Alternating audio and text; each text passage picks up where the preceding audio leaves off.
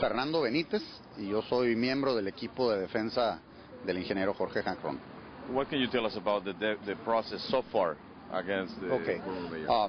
There was an indictment by the Federal Organized Crime Unit from the Federal Attorney General's office that was handed down to the 9th District Court, Federal Court here in Tijuana.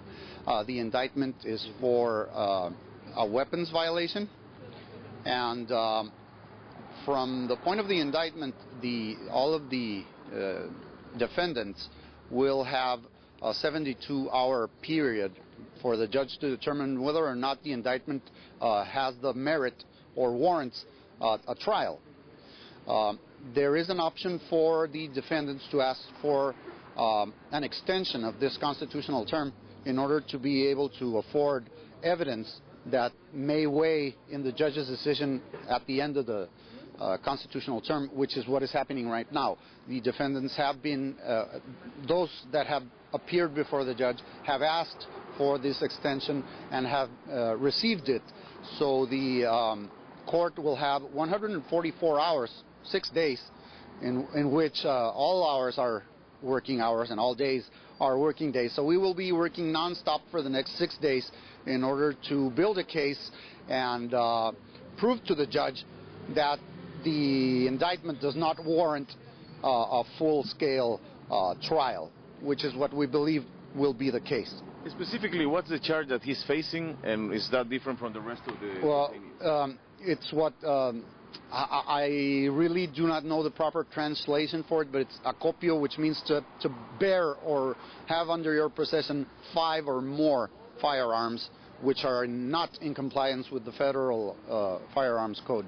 Obviously, he's not saying that those are not their weapons. And from those the point of his arrest, fortunately, and I'm saying this with emphasis added, while he was being held at the federal prosecutor's office here in Tijuana, there was a visitor from the Federal Human Rights Commission that was present by way of chance there, and this lady received his preliminary statement where Mr. Hank declared publicly that the weapons were not his and that he had not seen them nor knew of their origin until the time that they were presented to him after his arrest.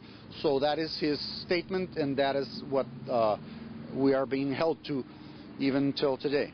What is that trying to say, that those were planned by the authorities? No, we're not saying anything.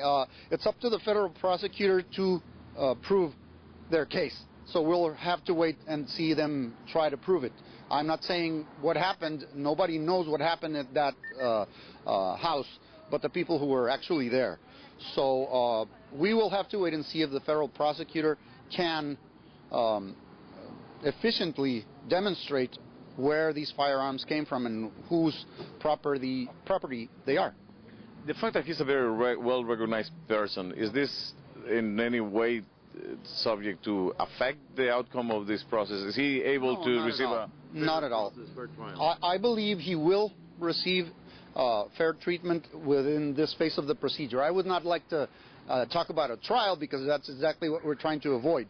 But up to this stage of the criminal procedure, I think he has been treated fairly, and he has been afforded all opportunities available to him under the Constitution and under the law, which we are taking full advantage of. How's his situation? How is he feeling to be going through this process? When he's, of course, he was a little depressed and he was very distraught the first day or so after his arrest. He was transferred to Mexico City in violation of a federal injunction barring transportation of his person. So he was a little distraught. But right now he feels optimistic and he is very moved by the outcry of the community in his favor. I cannot go without saying that there's a lot of political implication on this process. I will leave that up to the political analysts. I'm an attorney and I will be handling his defense only. Thank you very much.